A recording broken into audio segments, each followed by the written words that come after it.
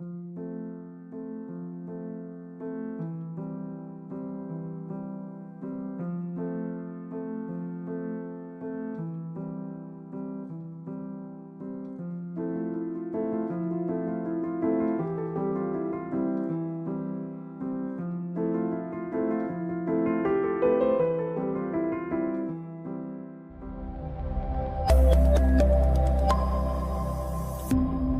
pues hola, esto es ¿Qué es la masculinidad? Y tenemos de invitado a Jorge Reiter. Nos da mucho gusto que hayas aceptado estar con nosotros. No, Este, gracias, el gusto es mío. y Aunque no sé qué es la masculinidad, pero no importa, vamos a ver qué sale. bueno, parece que es un tema demasiado complejo y que no es fácil de encuadrar, ¿no? Y nos dice Mara Viveros, ¿no? Que depende de la región, los roles van cambiando. Pero si No, te eso puedes seguro. presentar sin... Bueno, sí, soy Jorge Reiter, soy psicoanalista, el verbo ser siempre es un problema.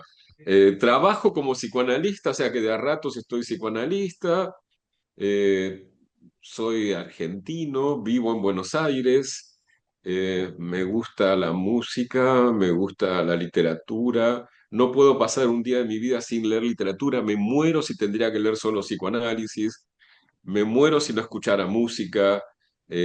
Tengo una hija a la que amo mucho y bueno, con eso estamos, ¿no? No se me ocurre más. Si quieres Ah, bueno. pregunta algo, pero con eso yo creo que es una manera ¿En de dónde presentarme. creciste, Jorge? Crecí en la Patagonia, en una ciudad que se llama Comodoro Rivadavia, que está al lado de la costa, y la costa patagónica es muy bonita, porque en la costa patagónica hay una conjunción que a mí me encanta, que es desierto con mar. O sea, tú tienes el desierto por un lado y un mar que tiene unos colores increíbles porque es un mar muy frío, los mares muy fríos son muy azules. Entonces yo nací en ese contexto. La ciudad en sí, la verdad, no es linda, pero y no era culturalmente muy estimulante, cosa que cuando era muy niño yo no importaba, pero después empezó a importar. Y, pero el paisaje es increíble. Me gusta mucho volver a la Patagonia, realmente. ¿Y a qué edad empezó a Aunque cuando yo importar? era niño, cuando era, no, cuando era adolescente, lo que más ansiaba era vivir en Buenos Aires. Ok, o sea, entonces empezó a importar en la adolescencia. El vivir en Buenos Aires, sí, claro. Cuando de niño no, yo la pasabas bomba en la Patagonia porque podías salir a jugar a la calle, no había ningún problema. Podías andar por cualquier lado sin ningún problema, era muy libre. ¿Sigue siendo así el De lugar? hecho, hacíamos cosas desastrosas con mi hermano. Cosas que Pues, si la hiciera un hijo mío, yo me muero. Pero bueno, sí, bueno, mis eran padres no otras se enteraban. infancias. Eran otras infancias, claro. Y, y cuando te vas a Buenos Aires, ¿cómo cambia la vida? Felizmente, porque yo era un niño que, digamos, de alguna manera se fue dando cuenta que bueno, esa palabra no me acuerdo si existía en ese momento, pero que era gay y ser gay en un lugar chico es algo muy, muy desagradable, la pasas muy mal, no hay ningún contexto hospitalario. Entonces, y además era una persona que me empezaba a sentir, además de eso, me sentía muy poco estimulado. Era un chico que leía mucho, que le gustaba la música, entonces sentía que era un ámbito, me gustaba el cine, sentía que era todo muy chato, y creo que era todo muy chato culturalmente. Entonces yo quería mucho vivir en Buenos Aires, yo me voy de la Patagonia cuando termino el secundario acá, incluye lo que ustedes llaman prepa, o sea, es todo el periodo, ese nosotros lo llamamos secundario, es lo que hay antes de la universidad. Y ahí ya como se dice, me voy a Buenos Aires y no, para mí felicidad, porque era vivir en un ámbito que tenía muchos más estímulos que me gustaban. Y además era un ámbito en que yo era mucho más anónimo, que eso también me gustaba mucho. Oye, sí, el anonimato de la gran ciudad, ¿no? Donde El pasas y tan nadie te ve. vapuleado anonimato de la gran ciudad para mí era la felicidad total. Qué bueno ser anónimo, qué bueno que nadie me conozca, maravilla total, andar por la calle y que nadie sepa quién soy. Porque le pasa mucho, o sea, esto que me cuentas a la gente que es como demasiado vista, ¿no?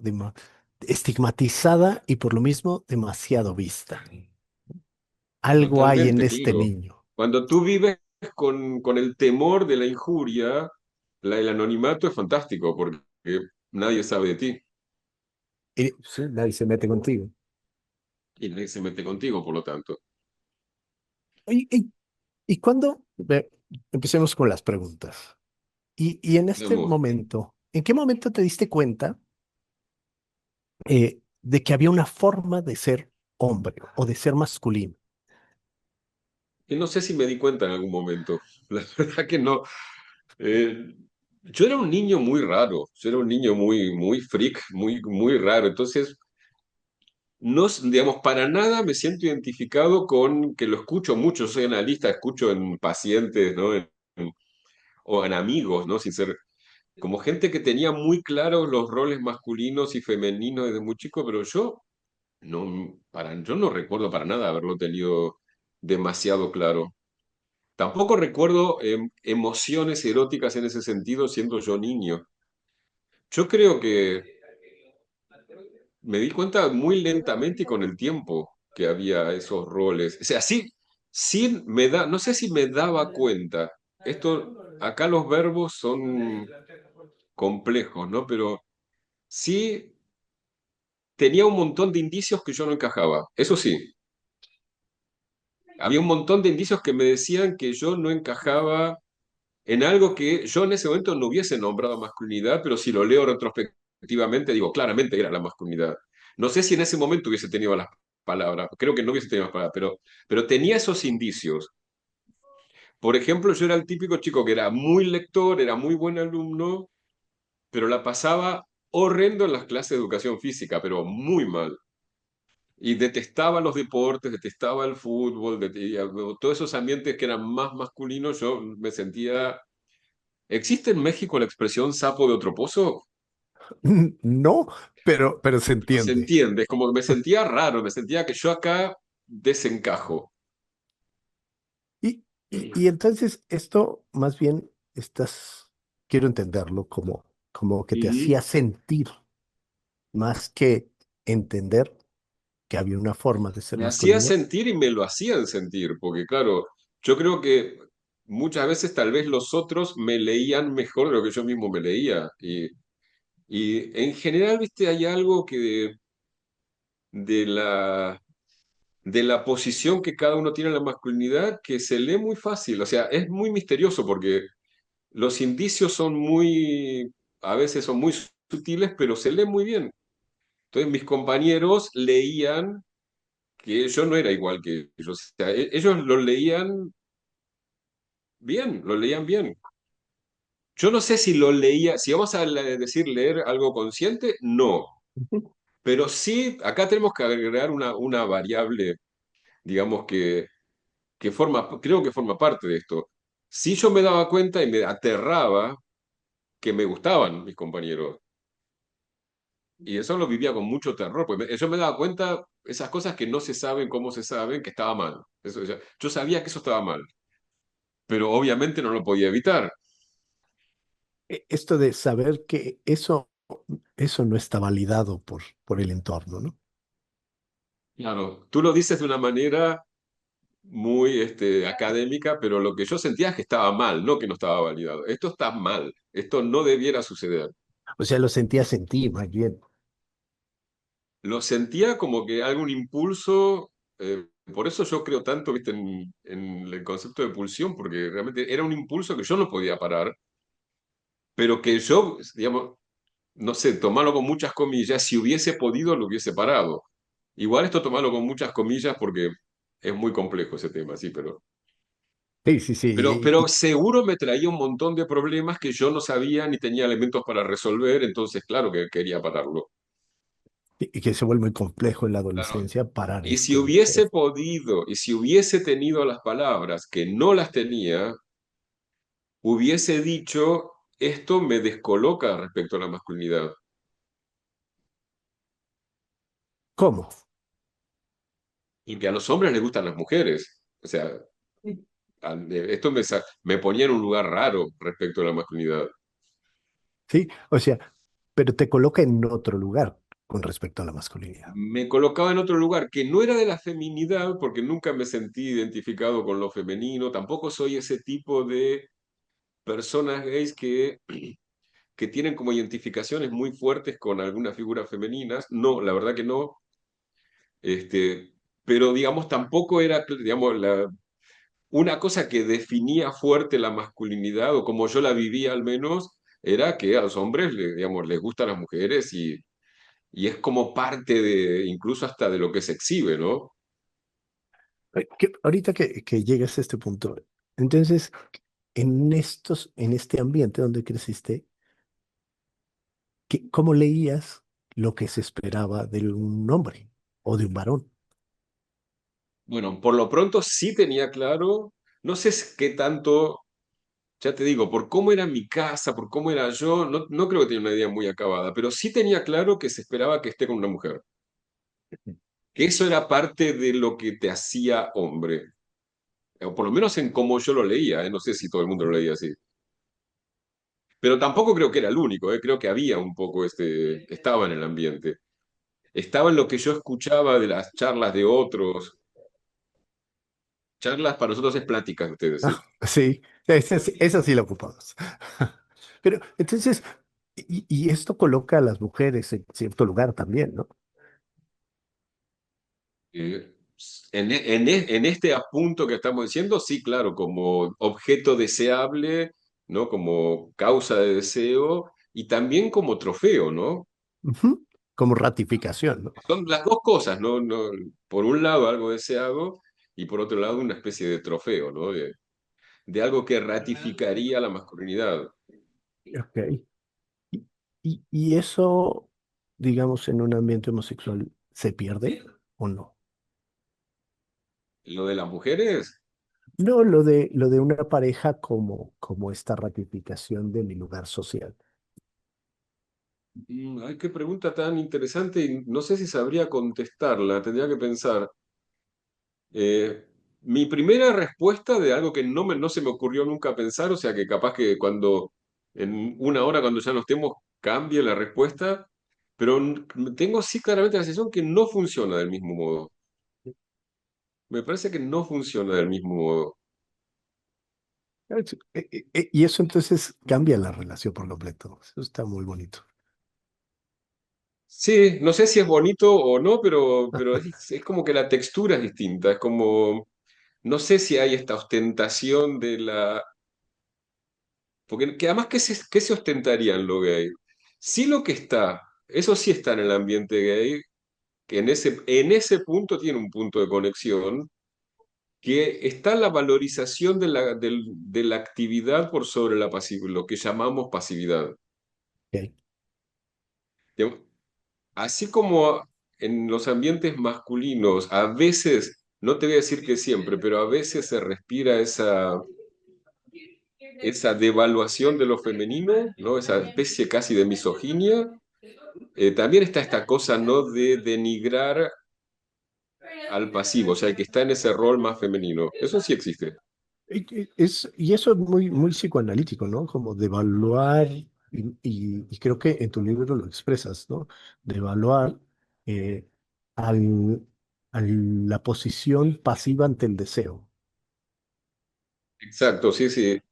¿No? Que es una posición devaluada a nivel yoico, obviamente, ¿no? O sea, digamos que desde el punto de vista del narcisismo es devaluado, ¿no? Como que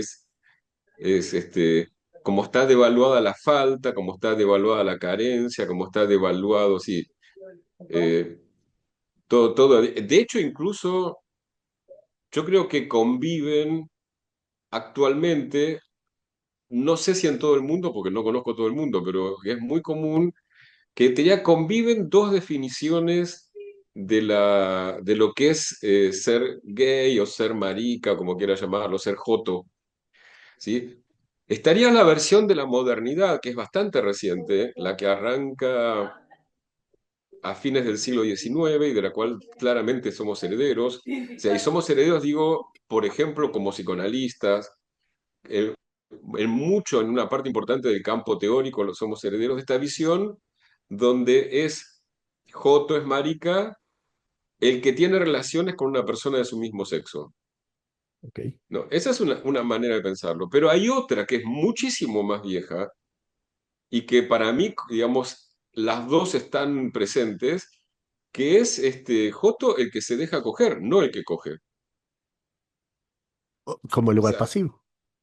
exactamente, ¿no? Por eso lo enganchaba con lo que venía hablando. Entonces, lo masculino ahí se define no por el objeto, sino por la actividad. Ok. O sea, masculino es coger, no importa quién cojas. Y femenino es dejarse coger, no importa, digamos, quién te está dejando, quién lo está haciendo.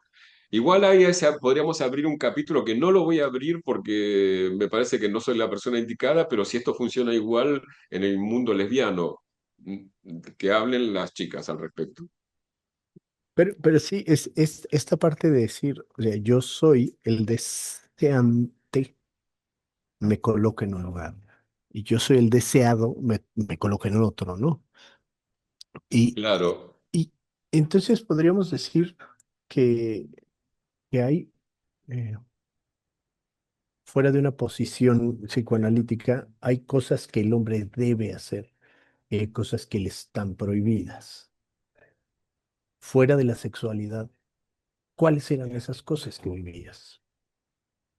y por ejemplo, debe haber un montón, pero digamos, el hombre, tú sabes, ¿no? La masculinidad hegemónica o lo que se espera de un hombre, digamos, por ejemplo, tiene que ver con que sea proveedor, tiene que ver con que gane dinero, entonces, todo eso sabemos, pero todo eso, digamos, en el contexto de lo que estamos pensando ahora, yo soy una persona que me intriga mucho la dimensión erótica. No porque sea un as del sexo, olvídate, ¿no? Pero me intriga pensarla y me genera mucho enigma que lo que se espera del hombre es que sea activo. Te Ujú. dirías, eh, siendo casi grosero, que se le pare, que tenga fuerza, ¿no? Y en esa división que tú nombraste, lo que muchas veces queda encubierto, digamos que queda como no pensado, no enunciado, es que ser deseado es desear ser deseado. Desear ser deseado. Claro, Ok. o sea, porque si no, claro, si no pasividad, como dice, mira, algo que lo dice Freud, que es, para mí es muy genial y tiene toda para mí tiene toda la razón, dice, la pulsión nunca es pasiva, el fin es pasivo, la pulsión no. Digo, es importante, puede decir que el que quiere, digamos, si la o el que quiere que lo cojan, es pasivo en el sentido que, en ese sentido, que para nosotros querer que te cojan es pasivo, pero eso es activo. Quiero que es activo. Sí, el asunto sería cómo se vive el momento no del sexo, sino del contacto, ¿no? El emparejamiento. ¿En qué sentido lo decías? En estar esperando, sentarme, esperar a que venga el otro. Ujú. Y que ya es una posición pasiva, pero más en lo social, ¿no? Más en el día a día, no en el sexo. Claro, pero hay toda una estética y hay todo un arte de hacer que venga el otro, porque eso también es como una especie, a mí me parece que es como una especie de potenciación de lo activo que es, viste que yo no sé mucho de lo que te voy a decir, pero solamente sé que en ciertas corrientes del pensamiento chino, sobre todo lo que tiene que ver con el Tao, el no hacer puede ser como el colmo de la actividad, ¿no? Puede ser ese no hacer que provoca, ¿no? Que provoca en el otro el movimiento. O sea, yo sería como el centro inmóvil que provoca el movimiento, y eso es todo un arte. Un arte que También en general han conocido, han trabajado, han desarrollado mejor las mujeres que los hombres. ese era un punto, ¿no? Por eso lo volvimos femenino. Sí, o tal vez llamamos a eso femenino, más allá de que quien lo sepa manejar sea un hombre o una mujer, ¿no?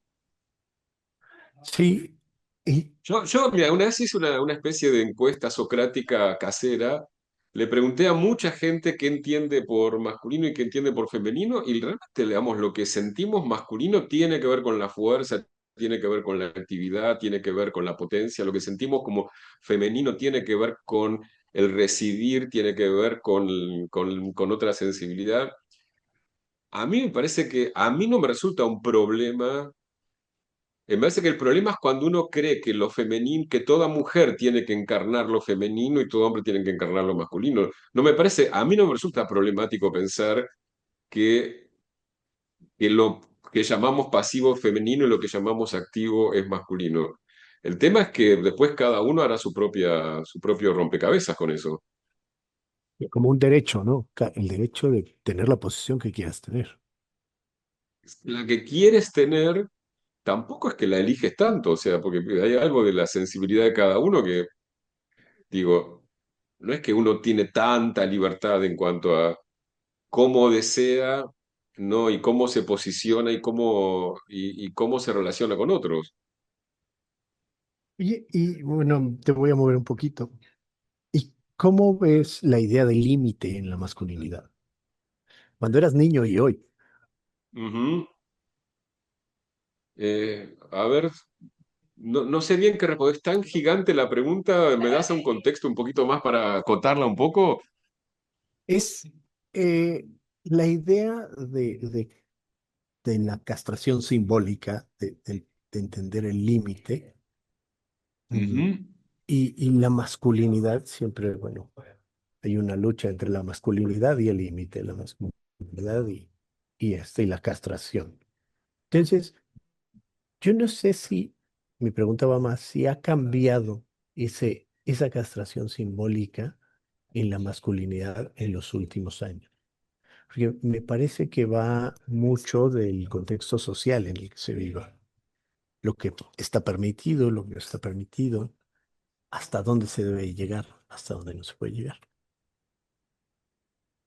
Bueno, es que yo creo que lo que se pide, o sea, lo primero que se me ocurre, obviamente, no soy un tema en que sea especialista, me encantó esto de hablar contigo sobre temas que nunca trabajé demasiado teóricamente, pero lo que sí yo veo es que las condiciones de la masculinidad son cada vez más degradadas en este momento, pero no por los hombres, ¿eh?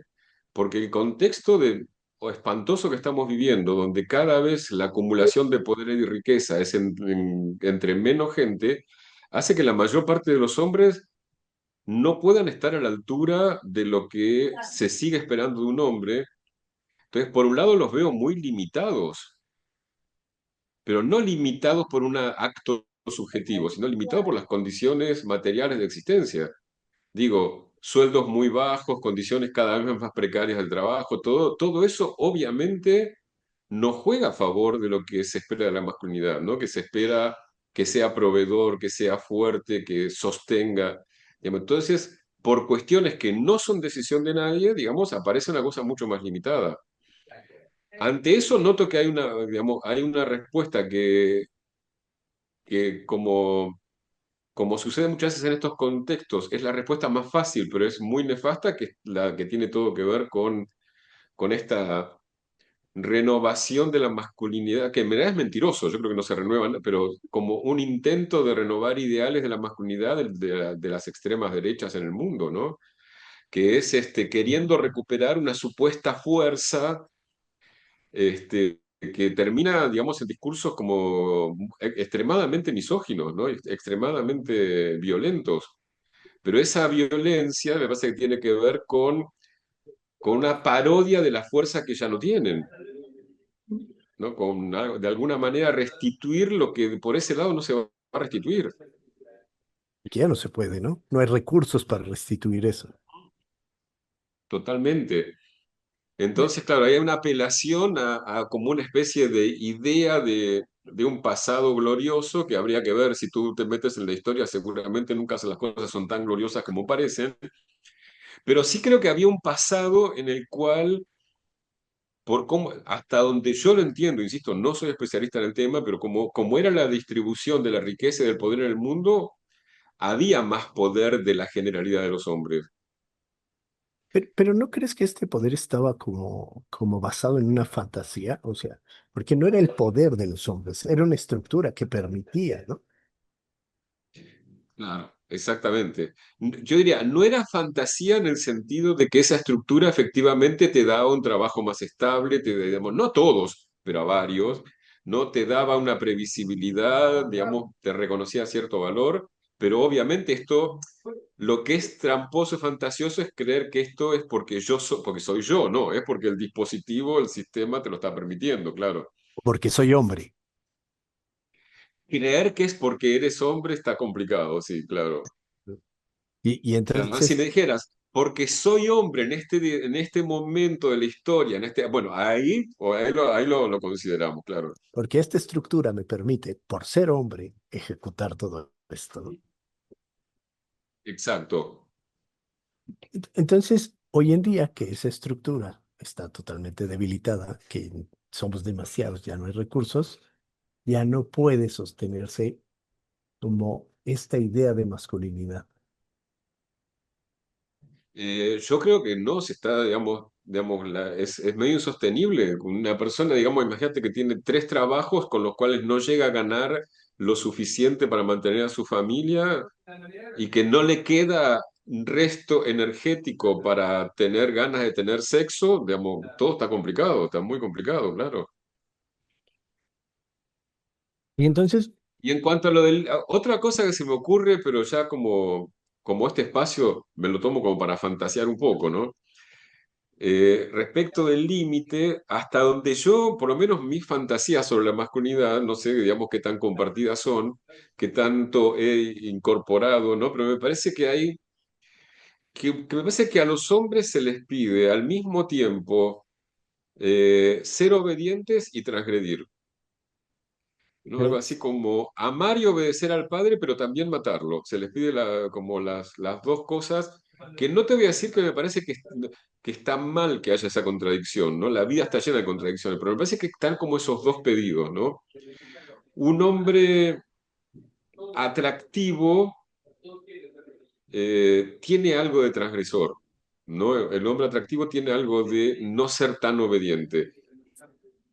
yo ahorita que dijiste esto, yo lo he pensado muchas veces, ¿no? El hombre atractivo resulta colocado en el lugar, en un lugar de pasividad, porque no tiene que esforzarse, no tiene que ir a conquistar, no tiene que ir a acercarse. Y entonces no sé, yo la verdad es que no sé cómo lo manejan mentalmente un hombre atractivo, ¿no? El rockstar, el que tiene, Ujú. que sale a la calle y se le acercan, lo Bueno, saludan. pero ahí tú estás viendo, creo yo, si es que te entiendo, estás viendo una parte, pero ese rockstar hizo un montón de cosas y transgredió unas cuantas cosas, si no, no está ahí. Ajá, O sea, es atractivo en ese caso porque hubo actos que lo llevan a ubicarse en ese lugar. Digamos, él nadie está ahí por casualidad. O sea, tuvo que haber tomado varios riesgos para estar ahí. sí, y entonces, pero me parece que cambia esta postura. Te Una vez que sales está de la ahí, masa. Sí, una vez que está ahí, te sales de la ujú, masa. Y ujú. saliéndote de la masa, no sé qué tan fácil sea manejarlo, ¿no? Y tendrías que lograr entrevistar a un rockstar y que te hable sobre la masculinidad, claro, A por ver cómo le ejemplo. fue. Claro, exactamente. A ver, Igual también ahí tenemos otro tema, porque en ese momento pensé rockstars, me vino a la mente Paco y Catriel, no sé si los ubicas. sí, sí, exactamente.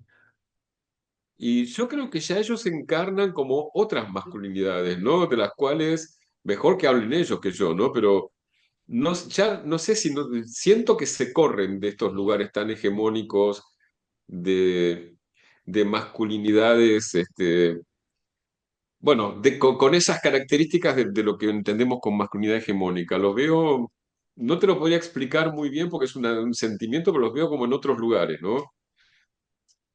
Sí, sí, sí, sí los he visto, sí, sí, y van jugando, ¿no? Con el lugar y con la posición.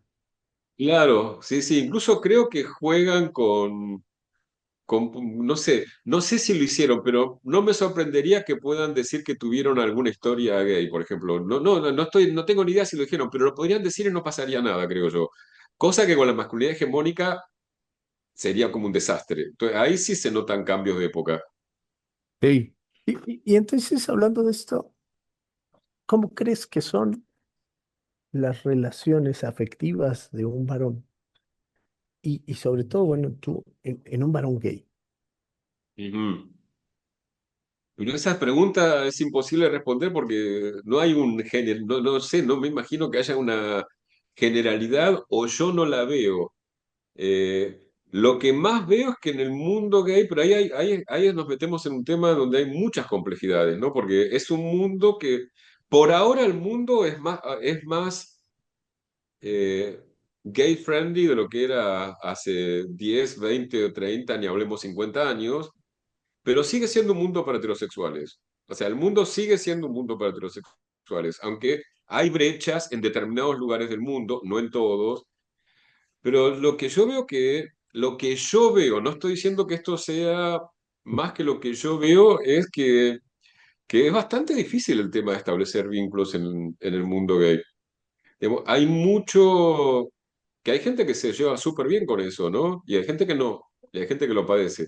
No, mucho encuentro muy fugaz, ¿no?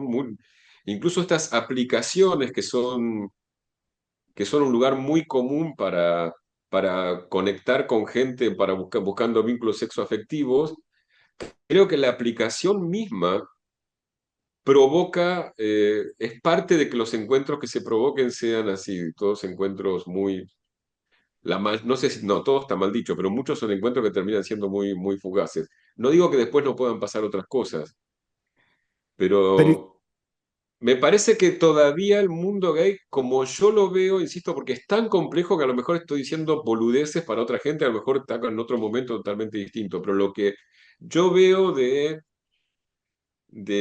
lo que escucho de analizantes, de amigos, de lo que leo, qué sé yo, creo que es un mundo que todavía es demasiado, voy a usar una palabra que detesto, pero homosexual, en el sentido que todavía está muy marcado por lo sexual, ¿no? Que entiendo que esto ha sucedido porque durante siglos solo había lugar a encuentros sexuales, no había lugar a armar vínculos sostenidos de relación. Entonces me parece que esa historia que pesa mucho más de lo que uno cree, lleva a que a veces se hace bastante difícil tener que se consoliden relaciones donde haya, digamos, donde enfrentar las complicaciones de un vínculo sostenido. y los vínculos, digamos, de amistad, cambian a los vínculos de amistad entre varones heterosexuales. No, no, no entendí bien la pregunta. Si son O sea, distintos, dices sí, tú. sí son distintos los vínculos de amistad entre homosexuales que entre heterosexuales. Mi primera respuesta sería no, excepto que, claro, hay temas que yo tengo tanto amigos hetero como amigos gays y a los dos los quiero mucho, los dos y podemos compartir distintas cosas.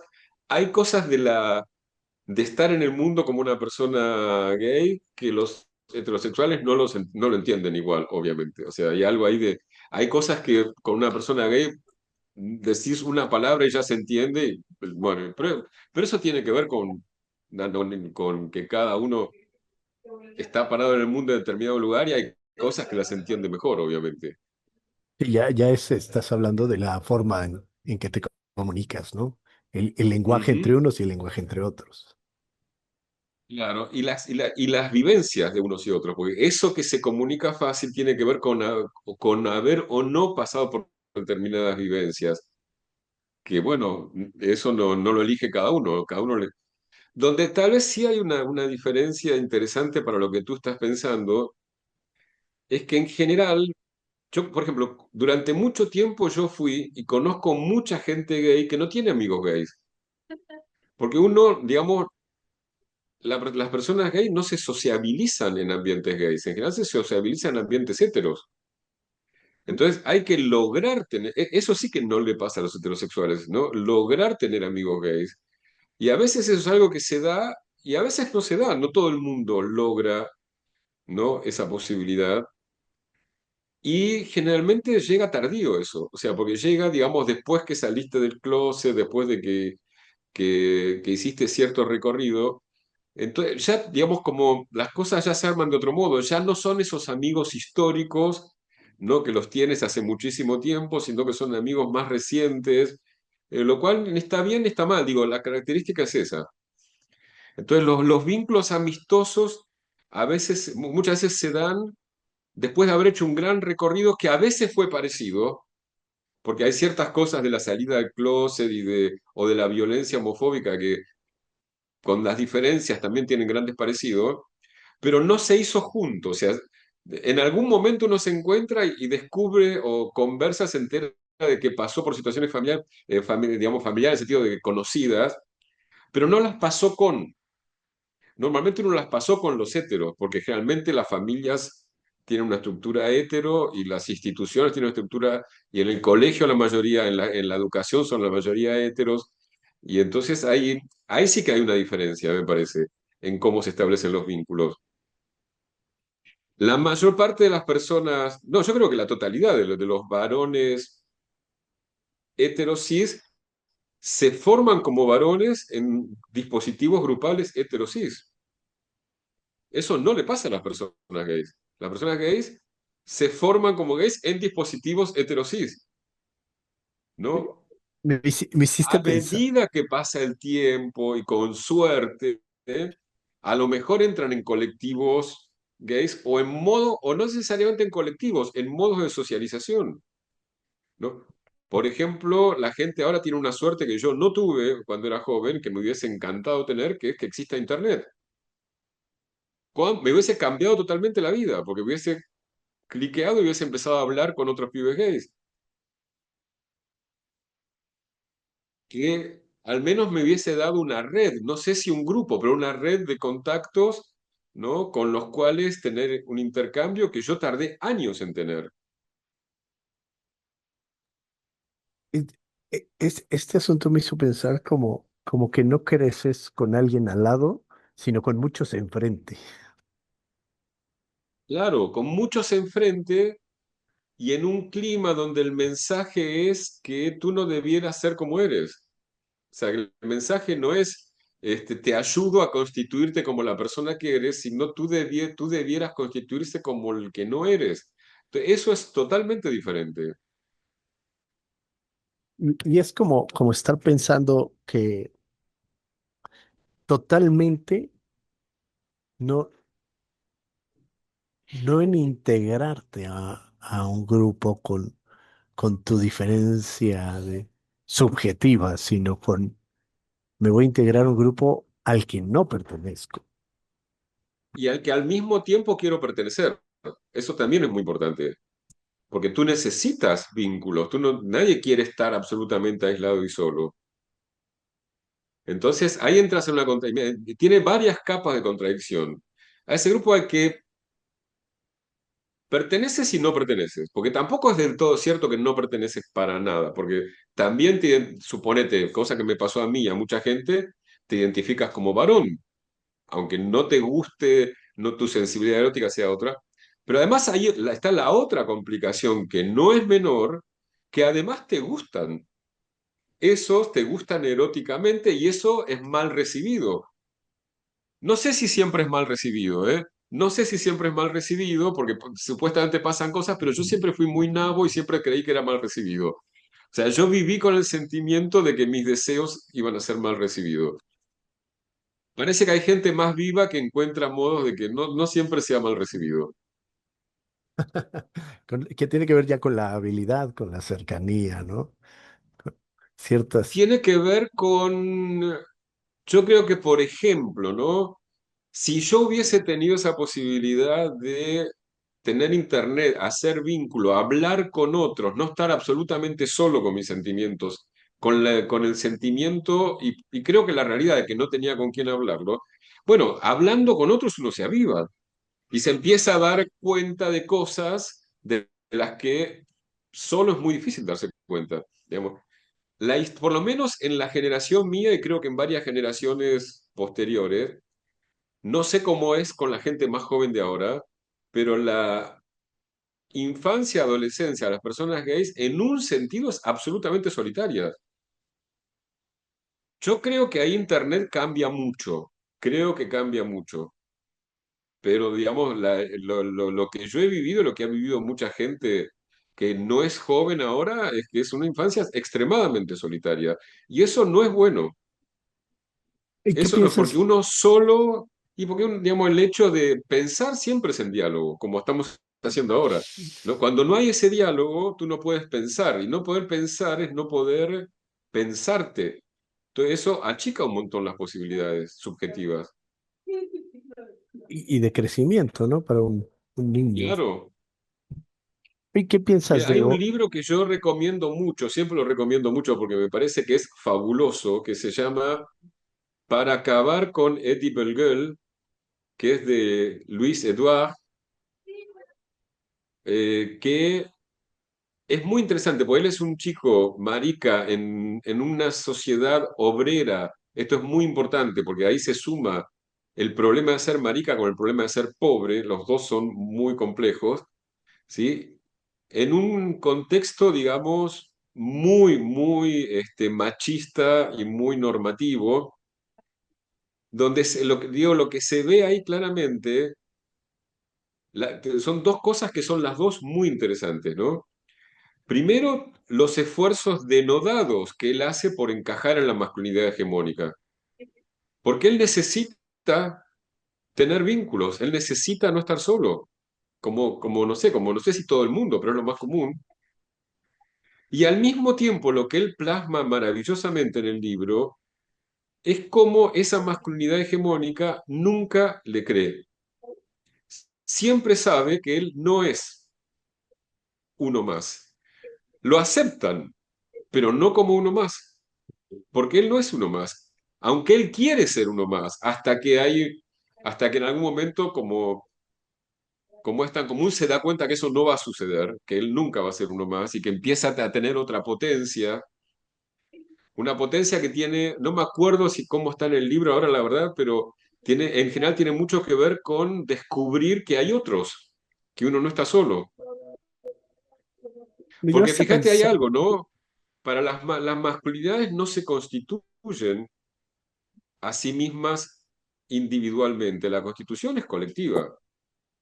Y yo te diría que depende qué digamos con gay, con joto, con marica. Si decimos que te calientan los chicos, no hace falta ningún dispositivo colectivo. Pero para constituirse como gay, como una posición identitaria política, sí hace falta un dispositivo. En ese sentido, podríamos decir que gays hay a partir de cierto momento de la historia. No hay siempre. Hay gente siempre que tuvo vínculos eróticos con personas del mismo sexo, pero eso no da una identidad. Y cuando ¿ok? digo identidad, ojo, no estoy diciendo una esencia, estoy diciendo una posición política, y estoy diciendo la conciencia de pertenecer a un colectivo, aunque sea un colectivo difuso, ¿no? Que no te lo encuentras en una marcha, que también está en la Marcha del Orgullo, ¿no? Bueno, el tema es que en la Marcha del Orgullo, afortunadamente, van de todo, o sea, van mucha gente heterosexual, por suerte. Ahorita me hiciste pensar mucho en esta relación entre la verdad, lo verdadero, socialmente, Ujú. y la masculinidad, ¿no? O sea, que, que la masculinidad se come la moral y ¿En qué sentido? y todos los demás, en este sentido en el que dices, mm, yo ten- el personaje se tiene que integrar a la masculinidad y ellos aceptan Mm. quién está dentro, quién vale, quién no vale, quién es diferente. Y esto se vuelve complejo porque no puede haber otras verdades. Claro, bueno, pero eso creo que es de toda grupalidad, ¿no? Toda grupalidad, como es una especie de conjunto, constituye un límite, ¿no? Un límite con su zona fronteriza, ¿no? Yo diría que Eddie, el personaje del libro, estaba en una zona fronteriza, no estaba del todo adentro, pero tampoco estaba del todo afuera. Pero Hablando en Y lo esa es una social, marca que él va a llevar toda su vida. ¿sí? No digo que toda la vida va a estar en ese margen, pero toda la vida va a tener la marca de haber estado en ese margen. Bueno, como es parte de la historia de cualquiera. Sí. Pero hablando de una sociedad heteropatriarcal, está marcada por esta verdad masculina, ¿no? Claro. Pero ahí yo, mira, si es que te entiendo bien, no lo sé, pero sí quisiera no ser hipócrita en esto.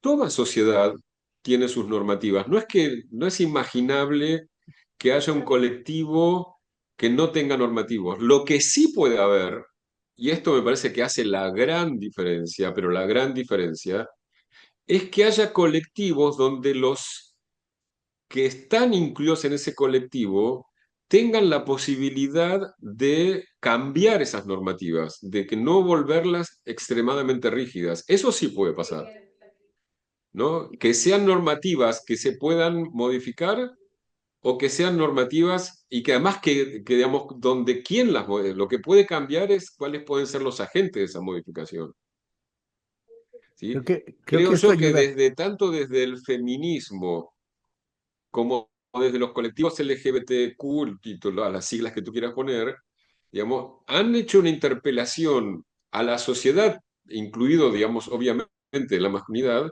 ¿no? Que ha permitido que algunas normativas se corran y se vayan transformando.